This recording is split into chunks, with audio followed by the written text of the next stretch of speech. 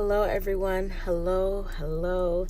This is Andrea St. Louis, the owner of Step Into Purpose Consulting and the author of the books 40 Days Lighter, A Devotional Journey for Women Determined to Live Free, and the new ebook, The Beauty of the Bloom, Keys to Embracing Your Journey to Purpose. And so I am very excited to be coming to you. It is nice and sunny this afternoon, and so I know that many of you are probably at work still, but I'm hoping that you'll join me by replay. And if you do, thank you so much for watching. I want to talk a little bit more about preparing for our blooming season, and so I put up a post yesterday talking about 15 tips. We're going to be going over 15 ways to prepare for our blooming season. Sometimes it can be so easy to get caught up in waiting for that end goal. It can be so easy to get caught up in waiting for that end goal. Sorry, I'm just plugging in my phone. Rather than making the most of our growth process. We're waiting for our blooming season, and so rather than preparing diligently, we're waiting for that magical moment to happen. And the reality is that we'll never reach our blooming season if we don't grow right. And so this is tip number 1, and I'm just putting it here in the comment box. Tip number 1: 15 ways to prepare for your blooming season.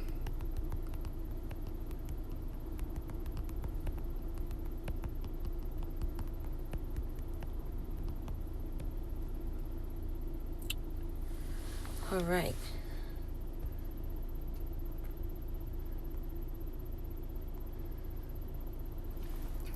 And so I hope that you'll join me, and not only join, but you'll comment, you'll ask questions. And if you need encouragement to really not underestimate the value of your growth process, even if you don't have anything to show out with like everybody else, know that your growth process is important. If you need encouragement, I want to encourage you to head on over to Amazon. You can get my new ebook on Kindle. It's called The Beauty of the Bloom.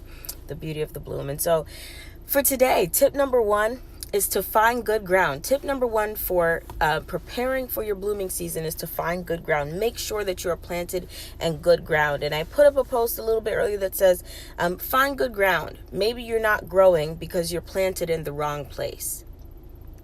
And so I've heard this mentioned in terms of applying it to like our spiritual lives, being in the right church matters, being connected to the right people. I've heard it applied to our friendships, our relationships, being in the right circle matters. You know, we say, show me your friends and I'll tell you who you are. I know scripture talks about poor company corrupting character, right? But the reality is that being planted in good ground matters for your career success as well. It matters for your purpose. It matters for your goals that you've set for your life. It matters for your future. Being planted in good ground matters. You can be the most well-intentioned seed, because your life is a seed. Something is going to be produced from it. You can be the most well-intentioned seed with all the potential in the world. You can have all the gifts and abilities in the world, but if you're not planted in the right place, you will never produce what you were created to, if you bear any kind of fruit at all. The truth of the matter is that we are very much like seeds, where they need to be planted in the right soil. Like if they're just left in the packet and left on a counter or in a garage somewhere, they're not growing. They might sprout a little bit, but if they get moist or something, but they're going to die eventually because they're not planted in the ground. But when they are planted properly, they can begin to grow up into whatever plant or tree or flower they're supposed to be, and they can bear fruit. They can be, whether it's the beauty that they bring to the place, or if they actually bear actual fruits off of their branches. The fact of the matter is that until they are put in the right place, they can never grow the way they're supposed to. And so I have a funny story that I tell my students sometimes of how you can be in the right You can know your purpose. You can be in the right field, but not be serving the right people. And you will be convinced that this thing is just not for you. And so I often tell the story how, my mom was a teacher, my aunt was a teacher, other people in my family were teachers. My dad was a Sunday school teacher. Lots of teaching going on in my family. And so it was the one thing I did not want to do going into college. The one thing I did not want to do. And finally, when I was about to start undergrad, I kind of said, okay, I'll try this thing out. I'll get a degree, and then I'll get a teacher certification with it. But my major at the time, I think I was a psychology major at the time when I started, they only had teacher certification for elementary school, I believe. Elementary, yes, I want to say it's elementary school. And man, I did my field studies, and I'll be honest, I made it all the way to the end of the first of one of the field studies in a first grade classroom, and I realized I can't do first graders. I love my first grader. I have a first grader now. I'm so proud of him. But I can't teach first graders all day long, because I realized that for me, I stood up in the classroom one day and I looked down and I realized that it reminds me too much of an anthill. They're just constantly moving and they don't stop. And they don't stop. And if you are created to work with that population, if you have the passion for it, if you know that is your purpose, God bless you richly. You have a high calling. I teach adults, but you who teach our little ones, you get them started, and you get them started right. And so I applaud each and every one of you. But I realize that as much as teaching might be quote unquote in my blood, it was not for me. And the sad part is that at the time, when I had that realization, I did not realize that it was just a matter of I couldn't teach maybe I shouldn't teach little kids. I thought I wasn't supposed to be a teacher at all. And so eventually, by the end of my junior year, I had changed my major. I became a management major. I graduated with a business degree. I went on to get an MBA, right?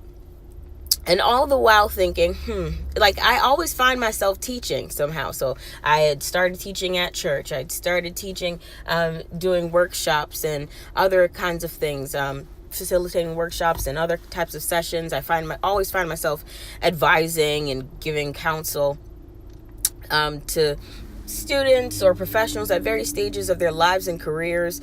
I had started writing resumes, and then it dawned on me that really maybe I am called to be a teacher, because I realized that I began to have such a passion for taking in, decent amounts of information and then reorganizing them in a way that someone else can listen to what I'm saying and learn something from it.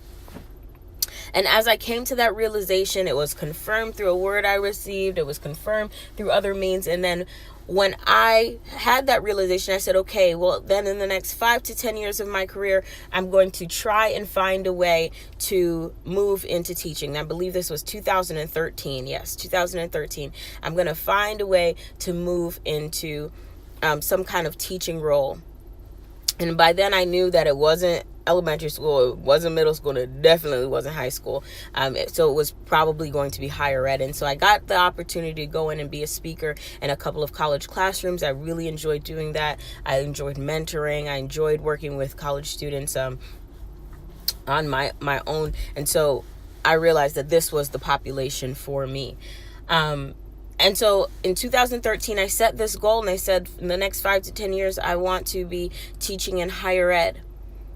Little did I know that the moment I embraced my calling and I recognized where I wanted to be, and I began to build my network and press into learning more about higher education and colleges and how they work. And I did work in an admissions office for a while. And as I got myself immersed in that world, in the world of higher education, wouldn't you know that God opens a door in 2015 for me to start teaching as an adjunct professor? And then by March of the next year, I became a lead adjunct professor. In other words, I'm helping, to make sure the classes are going well, supervising other faculty members. And so I say all of that to say that I could have had this seed of teaching. I know teaching is part of my purpose, because no matter what I'm doing, in every area of my life, I end up teaching. And I've come to understand that it is my purpose. But now my career is no longer confined to one particular company or one particular school, because I am so in tune with what my purpose is. And I'm not saying that's the only part of my purpose. There are other things there. But because I'm so in tune with that, I can find a way to make my gifts work for me. And I find that my gifts tend to make room for me wherever I go because I'm connected to my purpose. And then I got planted in the right place. I realized that I do well working with adults. And so now I'm working with adults, teaching adults. And it is perfect. It is perfect. It comes with its own challenges. But working with adults has worked well for me. I thought that teaching wasn't it because I was teaching the wrong population. I was planted in the wrong place. I was in elementary school. But the moment I got into a college classroom, I recognized that this is where I belonged. This is where I belong. I became planted in the right place and my life began to bear fruit. My career began to bear fruit. I say all of that to say you may be holding on to a position, a job, a major, that is not serving you well. And now you're getting ready to give up on your dream because you have convinced yourself that maybe this isn't for me. Maybe this isn't for me because you haven't found the right place. You're not planted in the right place yet. I want to encourage you, get planted in the right place. Maybe it's time for you to move on from that job. Maybe it's time for you to start exploring a new career, a new field, new skills in your field. New skills in your field. Sometimes we think, well, maybe I need a new job altogether. And maybe you just haven't invested in yourself. You haven't planted yourself. You haven't gotten grounded in your field yet. Maybe you need to try another company, same type of role. Maybe you need to try same company, different type of role. But you need to be planted in the right place. You need to find good ground so that you can bear fruit. I hope that this is an encouragement to you today.